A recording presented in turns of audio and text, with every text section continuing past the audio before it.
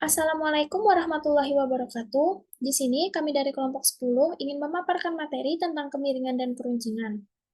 Perkenalkan, nama saya Holila Sukmaningrum dengan NPM 016. Kemiringan. Ukuran kemiringan atau skewness dari suatu distribusi adalah ukuran yang menyatakan sebuah model distribusi yang mempunyai ukuran tertentu.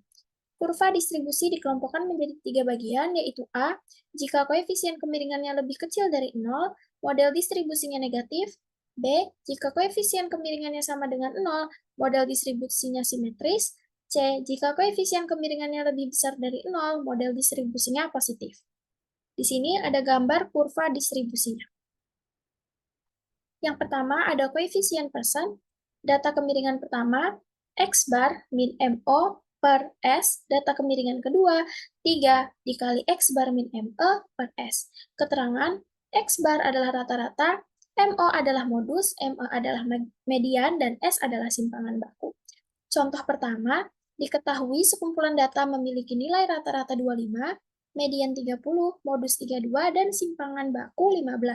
Maka tentukanlah A, koefisien kemiringan pertama persen, B, koefisien kemiringan kedua persen. Jawabannya yang A, koefisien kemiringan pertama persen, koefisien kemiringan sama dengan X bar min MO per S sama dengan 25 min 32 per 15, sama dengan min 7 per 15 sama dengan min 0,46. Yang B, koefisien kemiringan kedua persen, koefisien kemiringan sama dengan 3 dikali X bar min ME per S sama dengan 3 dikali 25 dikurang 30 per 15, sama dengan 3 dikali min 5 per 15 sama dengan min 1. Yang kedua, ada koefisien Bowley quartile. Koefisien kemiringan sama dengan Q3 dikurang 2Q2 ditambah Q1 per Q3 dikurang Q1. Dengan Q1 sama dengan kuartil pertama, Q2 kuartil kedua, dan Q3 adalah kuartil ketiga. Contoh kedua, tentukan koefisien kemiringan dengan menggunakan kuartil data berikut. 7, 6, 6, 5, 8, 5, 9, 6, 10, 12, 14, 15. Jawabannya data terurut 5, 5, 6, 6, 6, 7, 8, 9, 10, 12, 14, 15. Banyak data N sama dengan 12. Letak kuartil pertama data ke seperempat dikali 12 plus 1 sama dengan 3,25. Nilai Q1 sama dengan data ke-3 ditambah 0,25, data ke-4 dikurang data ke-3. 6 ditambah 0,25 dikali 6 dikurang 6, 6 ditambah 0 sama dengan 6. Letak kuartil kedua, data ke-2 per 4, 12 ditambah 1 sama dengan 6,5. Nilai Q2, data ke-6 ditambah 0,5 dikali data ke-7 dikurang data ke-6, 7 ditambah 0,5 dikali 8 min 7 sama dengan 7 ditambah 0,5 dikali 1 sama dengan 7,5. Letak kuartil ketiga, data ke-3 per 4, 12 tambah 1 sama dengan 9,75. Nilai Q3, data ke-9 ditambah 0,75, data ke-10 min data ke-9. 10 ditambah 0,75 dikali 12 dikurang 10, 10 ditambah 0,75 dikali 2, 10 ditambah 1,5 sama dengan 11,5.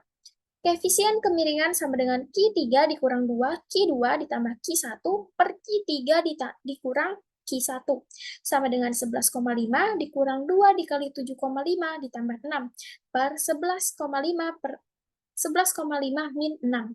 11,5 dikurang 15 ditambah 6 per 5,5 sama dengan 2,5 per 5,5 sama dengan 0,45. Perkenalkan, nama saya Diva Ayu Fauzia dengan nomor NPM 051. Nah, materi selanjutnya adalah koefisien kemiringan persentil.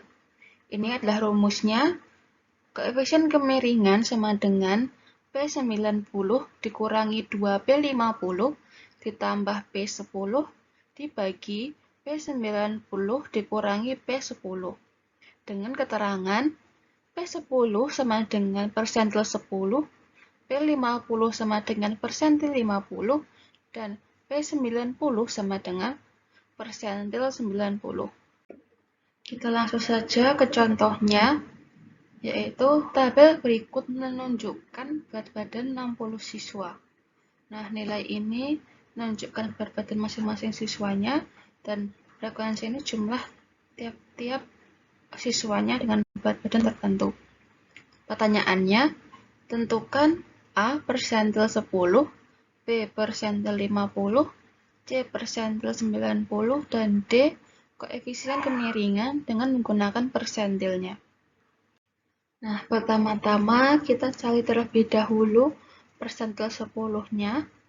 N ini jumlahnya tadi sudah diketahui kalau jumlah siswanya ada 60 siswa.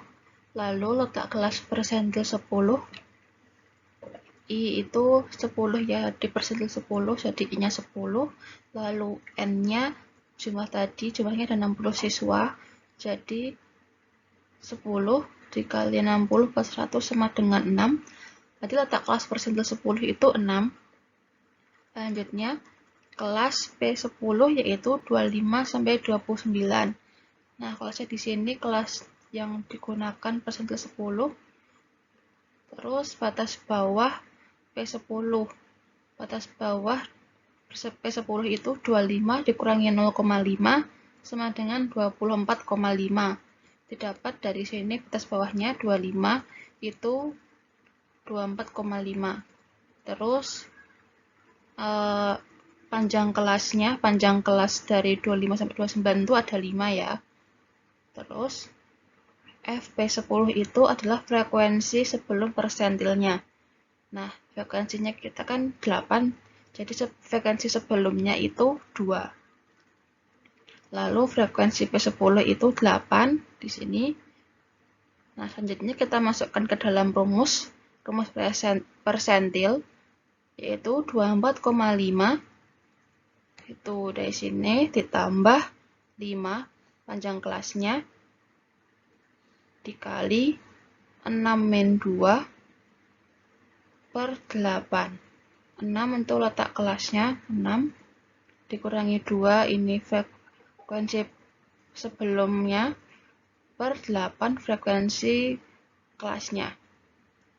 Kita operasikan 24,5 ditambah 5 dikali 4 per 8. Terus P10 sama dengan 24,5 ditambah 2,5 sama dengan 27. Jadi persentil 10 itu 27. Nah, setelah kita ketahui persentil 10-nya, sekarang kita akan mencari persentil 50. Seperti tadi, N itu jumlahnya ada 60 siswa, lalu letak kelas persentil 50, I-nya 50 dari persentil 50 ini, I-nya 50, N-nya 60, dibagi 100 sama dengan 30. Lalu kelas P50 ada di 35 sampai 39 di sini. Terus batas bawah P50 itu 35 dikurangi 0,5, 34,5. Ini batas bawahnya 35 itu 34,5. Terus panjang kelasnya itu dari 35 ke 39 itu 5 ya panjang kelasnya. Terus frekuensi sebelum P50 itu ada 2, 8, 10. Kan ini di sini ya. Frekuensinya 16, jadi frekuensi sebelumnya itu ada 10, 8, sama 2. Dijumlah jadinya 20. Lalu frekuensi P50 itu kan 16. Lalu kita masukkan ke rumusnya, P50 sama dengan 34,5, ya batas bawahnya 34,5, ditambah 5 panjang kelasnya, dikali 30 min 20 per 16. 30 itu letak kelasnya, 20 tadi itu frekuensi sebelumnya, ada 20, dibagi 16 frekuensi dari kelasnya. Jadi dioperasikan, jadi 34,5 ditambah 5, 10 per 16, terus P50 sama dengan 34,5 ditambah 3,12, hasilnya 37,62. Jadi persentil 50 itu 37,62. Nah, setelah itu kita cari persentil 90-nya. Tadi N-nya 60 siswa ya. Terus letak kelas persentil 90 kita dapatkan dari rumus I kali N per 100. I-nya 90, N-nya 60, jadi 90 dikali 60 per 100 sama dengan 54. Lalu kelasnya, kelas P90 yaitu 45 sampai 49, di sini 45 sampai 49 dengan batas bawahnya 45 dikurangi 0,5 sama dengan 44,5. Ini batas bawahnya dengan sebelumnya itu 44,5. Terus panjang kelasnya, panjang kelas 45 sampai 49 itu ada 5 panjang kelasnya. Terus frekuensi sebelum P90 ini ada 2, 8, 10, 16, 12, lalu kita jumlahkan, jadi frekuensi sebelum P90 itu 48, lalu frekuensi dari P90 sendiri adalah 8. Lalu kita masukkan ke dalam rumusnya, jadi 44,5 itu dari batas bawahnya, ditambah 5 panjang kelasnya, 54 itu dari letak kelasnya, dikurangi 48, ini frekuensi sebelum persentilnya, dibagi 8 dengan yaitu frekuensi persentilnya. Lalu kita operasikan menjadi 44,5 ditambah 5 dikali 6 per 8 sama dengan 44,5 plus 3,75. Hasilnya 48,25. Jadi P90 sama dengan 48,25. Nah, yang terakhir kita akan mencari koefisien kemiringan dengan menggunakan persentil. Nah, sesuai dengan rumus yang di awal tadi ya, SKP sama dengan P90 dikurangi 2P50 ditambah P10 per P90 dikurangi P10. Nah, tadi kan kita udah mencari nilai persentil-persentilnya ya. Kita udah mencari P10-nya, P50 sama P90. Nah, sekarang kita tinggal masukkan ke dalam rumusnya yang ini menjadi 48,25 dikurangi 2 dikali 37,62 ditambah 27 per 48,25 dikurangi 27. Kita kalikan dulu ininya menjadi 48,25 dikurangi 75,24 ditambah 27 per 21,25. Lalu kita operasikan yang ini 48,25 dikurangi 75,24 ditambah 27 hasilnya 0,01, kita bagi 21,25, lalu hasilnya adalah 0,0047. Nah, jadi koefisien kemiringannya adalah 0,0047 lebih besar daripada 0. Jadi karena besar dari 0, jadi bentuknya adalah distribusi positif. Nah, untuk materi selanjutnya akan dijelaskan oleh Mbak Ana. Setelah ukuran kemiringan yang telah dijelaskan sebelumnya, kali ini yaitu ukuran keruncingan atau kurtosis dari suatu distribusi adalah derajat kelancipan dari distribusi tersebut dibandingkan terhadap distribusi normal. Nah, ditinjau dari segi kelancipannya, suatu distribusi itu dapat dibedakan menjadi 3. Yang pertama, itu leptokurtik, yaitu suatu distribusi yang lebih lancip atau lebih ramping. Kemudian ada platikurtik dengan yang distribusi yang lebih landai atau lebih tumpul. Yang terakhir yaitu mesokurtik, dengan distribusi yang tidak landai ataupun lancip.